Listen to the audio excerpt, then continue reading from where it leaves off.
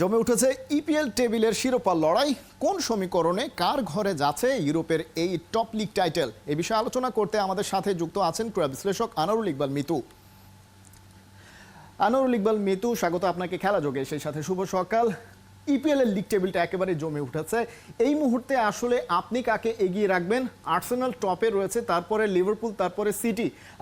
Situation যখন তখন বিশ্লেষকদের ধারণা টপে থাকলেও আর্সেনালকে নিয়ে খুব বেশি আশা করা যাচ্ছে না। আপনি কি অন্যভাবে ভাবেন কিনা?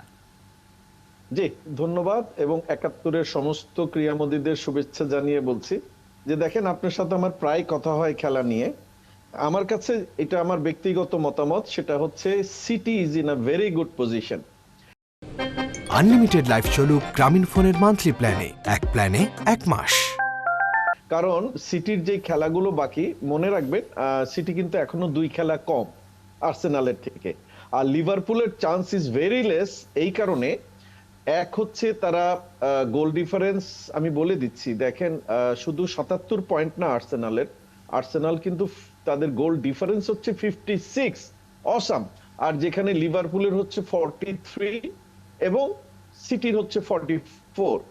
এবং সিটি কিন্তু যে খেলাগুলো তাদের বাকি আছে, আপনি বলছিলেন ব্রাইটন, নটিংহাম ফরেস্ট, তারপরে এরকম লেভেলেরই গেমগুলো তার বাকি আছে। বাট আর্সেনালের যেটা সমস্যা সেটা হচ্ছে তাদেরকে আমরা সাউথ আফ্রিকা ক্রিকেটে যেমন সাউথ আফ্রিকা, ফুটবলের প্রিমিয়ার লিগে আর্সেনালও তাই, তারা সামটাইমস এসে চোখ করে যায়। যেমন ওদের কিন্তু খেলা বাকি আছে, আপনার মাথায় রাখতে হবে নেক্সট খেলাটাই তাদের টটেনহামের সাথে, টটেনহামের হোম গ্রাউন্ডে। শুধু তাই না, যদিও ম্যানচেস্টার ইউনাইটেড তাদের মানে নাম অনুসারে খেলতে পারছে না, কিন্তু ম্যানচেস্টার ইউনাইটেডের সাথেও কিন্তু তাদের খেলাটা বাকি। কিন্তু সেই হিসাবে লিভারপুল কোনো মতে জিতলেই হবে না এবং গোল ডিফারেন্সেও জিততে পারবে না। এই কারণে গোল ডিফারেন্স সমান হলেও হেড টু হেডে দেখা যাবে যে আর্সেনালের কাছে তারা হেরেছে। সুতরাং এইখানে আমি দেখছি আইদার সিটির চান্স ইজ মোর, তারপরে Arsenal, then Liverpool. But English Premier League আমি বলেছি, আর যত কয়টা লিগ পৃথিবীতে হয় তার মধ্যে সবচেয়ে জমজমাট থাকে এটাই। কিন্তু আপনি দেখেন অলরেডি ইটালিয়ান লিগে দেখবেন আপনি ইন্টার মিলান চ্যাম্পিয়ন হয়ে গেছে। আপনি স্প্যানিশ লিগে যান, অলমোস্ট আপনার রিয়াল মাদ্রিদও চ্যাম্পিয়ন হয়ে গেছে। আপনি যে কোনো লিগ দেখবেন, বাট এই ইংলিশ প্রিমিয়ার লিগটা জমজমাট হয়ই কিন্তু এই কারণে যে প্রত্যেকটা দল যে কেউকে হারানোর ক্ষমতা রাখে। তো সেই জন্যই প্রিমিয়ার লিগটা এত জমজমাট হয়। এবং আমার অ্যানালাইসিসটা এরকমই আমি দেখি আমার চোখ দিয়ে, সেটা হচ্ছে সিটির চান্স ইজ 90%, তারপরে আর্সেনাল, তারপরে লিভারপুল। অর্থাৎ ম্যানচেস্টার সিটিকে আপনি অনেক বেশি এগিয়ে রাখছেন, তাদের যে ইতিহাস এবং তাদের যে বর্তমান ফর্ম সব কিছু বিবেচনায় এবং বর্তমান টেবিল এবং ফিক্সচারের যে ইকুয়েশন, সে সব কিছু বিবেচনায় নিলে সিটিকে এগিয়ে রাখতে হচ্ছে। কিন্তু গতকাল রাতে আর্সেনাল যেভাবে খেললো, তাদের মাথায়ও নিশ্চয়ই আপনার মতোই চিন্তাগুলো ঘুরছে যে ম্যানচেস্টার সিটি কিংবা লিভারপুলের সাথে পয়েন্টের ব্যবধানটা বাড়ানোর সাথে সাথে গোল ব্যবধানটাও বাড়িয়ে রাখা যায় কিনা। সে কারণে চেলসির মতন একটা ক্লাবের বিপক্ষে সেকেন্ড হাফে তারা যেভাবে খেলেছে, নিশ্চয়ই সেই গোল ডিফারেন্সটাও তাদের বিবেচনায় ছিল। আচ্ছা, একটা জিনিস আপনাকে আমি বলি, আপনি যখন ফার্স্ট হাফটা দেখছিলাম, মানে এই খেলাটা খুব ডাল এন্ড ড্রাব লাগছিল, মানে এটা তেমন একটা জমজমাট ছিল না। বাট কাই হারভার্টসের দুটো দুর্দান্ত গোলে কিন্তু খেলা ঘুরে গেছে। সেখান থেকেই কিন্তু আসলে 5-0। এবং আর্সেনাল খেলার আগেও কিন্তু চিন্তা করে নাই চেলসিকে 5টা গোল দিবে। বাট এনিহাউ, এবার কিন্তু চেলসি সেরকম টিমই না। আপনি দেখেন তারা 10-11-তে ঘুরপাক খাচ্ছে। এবং মার্সিও পচাটিনো কালকে কিন্তু বলেই দিয়েছে যে আমার প্লেয়াররা খেলার আগেই খেলায় হেরে বসে আছে সেকেন্ড হাফে। তো এখন চেলসি কিন্তু সেই পরাশক্তিটা, যেহেতু আমি একটা কথা বলি, Chelsea is a big team, এতে কোনো ভুল নেই এবং আর্সেনালের কোনো ক্রেডিট আমি মানে কেড়ে নিচ্ছি না। কিন্তু যেটা হয়েছে, চেলসি দেখেন এমন একটা পজিশনে আছে, তারা কিছুই করতে পারবে না এই সিজনে। না তারা চ্যাম্পিয়ন্স লিগ খেলতে পারবে নেক্সট সিজন, না তারা টপ 4-এ আসতে পারছে। হ্যাঁ, তাদের আপনার ফেডারেশন কাপ, এফএ কাপও চলে গেছে, তারা কোনো কিছুর মধ্যেই কিন্তু নাই। তো এই কারণে দেখবেন একটা টিমকে মানে ডিমোরালাইজড হতে মানে সময় নেয় না। এবং আর্সেনালের যেটা করতে হবে, এই যে কনসেন্ট্রেশনটা যদি তারা ধরে রাখতে পারে। কিন্তু আপনি দেখেন, আমার একটা মনে আছে গত বছরের আগের বছর লিভারপুল এবং সিটির ব্যবধান ছিল জাস্ট 1 পয়েন্ট, এবং 9 খেলার থেকে 1 পয়েন্টের ব্যবধান, সেই 1 পয়েন্টই রেখেছে। প্রতিটা গেম সিটি এবং লিভারপুল জিতেছে, কিন্তু শেষমেশ গিয়ে কিন্তু আমার খেলাটা মনে আছে, অ্যাস্টন ভিলার সাথে সিটি খেলছিল লাস্ট খেলা, এবং 2-0 গোলে কিন্তু অ্যাস্টন ভিলা এগিয়েও গেছিল, কিন্তু তারা আবার 3-2 গেমে হেরে গেছে। এর জন্য আমি সিটিজেনদের কেন বলছি যে পেপ গার্ডিওলা আসার পর থেকে আপনার সিটিজেনরা এমন একটা টিমে পরিণত হয়েছে যারা এখন সমীহ জায়গায় আপনার চ্যাম্পিয়ন্স লিগে, এবং আপনি গত বছরই তারা চ্যাম্পিয়ন হয়েছে, মাত্র একবারই হয়েছে, বাট তারা কিন্তু এখন সমীহ জাগানো একটা দল। নিঃসন্দেহে গতবারের ট্রেবল জয়ী ক্লাব তারা, এবং এই সিটিজেনরা যে কোনো পজিশন থেকে তারা যে কামব্যাক করতে পারে সেটা যে প্রমাণিত, এটা নতুন করে আসলে আমরা যদি আমরা নাও বলি সেটাই আসলে সত্য।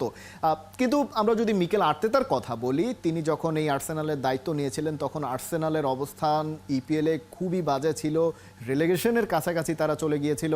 এর পরবর্তীতে একটু একটু করে তিনি এগিয়েছেন এবং একটা পর্যায়ে তিনি ব্যর্থ হয়েছেন। সেই সময় আলোচনা হয়েছিল যে আর্তেতার চাকরি কেন যাচ্ছে না, এই আর্সেনালকে তিনি কোনো কিছুই দিতে পারছেন না। একটু একটু করে যে এই এগোনো, সেটা ভবিষ্যতেও এক্সিস্ট করবে, এবং যারা ধীরে সুস্থে এগোয়, হঠাৎ করেই একটা বড় সাফল্যর পরিবর্তে একটু একটু করে এই যে এগোনো, সেটা আর্সেনালকে এবারের সিজনে কতটা শক্ত অবস্থান দিচ্ছে? জি দেখেন, একটা জিনিস আমি বলি, আপনার আর্টেটা কিন্তু দেখেন পেপ গার্ডিওলারই সাগরেদ ছিলেন, এবং পেপ গার্ডিওলার থেকেই কিন্তু আর্সেনাল তাকে নিয়েছে। চয়েস ওয়াজ ভেরি গুড, কিন্তু সাথে সাথে কিন্তু আপনার পয়সাও খরচ করতে হবে, যেটা লিভারপুলের বেলায় হয় না। কারণ ফেনওয়ে ক্লাব, যারা আমেরিকান ওনার্স, এরা কিন্তু সহজে পয়সাটা দিতে চায় না, তারা সিস্টেমের মাধ্যমে ক্লাবটাকে জিতাতে চায়, যে কারণে ক্লাব কিন্তু আপনার খুবই অল্প পয়সার টিম তৈরি করে অন্যান্য দলের তুলনায়। হ্যাঁ, তো সেই ক্ষেত্রে এইবারের যে চেঞ্জটা, যেটা ডিক্লেন রাইসকে দেখেন, ডিক্লেন রাইস এমন একজন প্লেয়ার, সে কিন্তু 100 মিলিয়নে উপর থেকে কিনে তাকে নিয়ে আসা হয়েছে, এবং সে আসার পর থেকেই কিন্তু আদার প্লেয়ারও খুবই ভালো, ওডিগার্ড আছে, কাই হারভার্স আছে, আপনার অনেক ভালো প্লেয়ার আছে, বাট এই যে একটা কি প্লেয়ার লাগে সেটা কিন্তু আর্সেনাল এবার এনেছে, এবং সেটা কিন্তু ডিক্লেন রাইসের মাধ্যমে।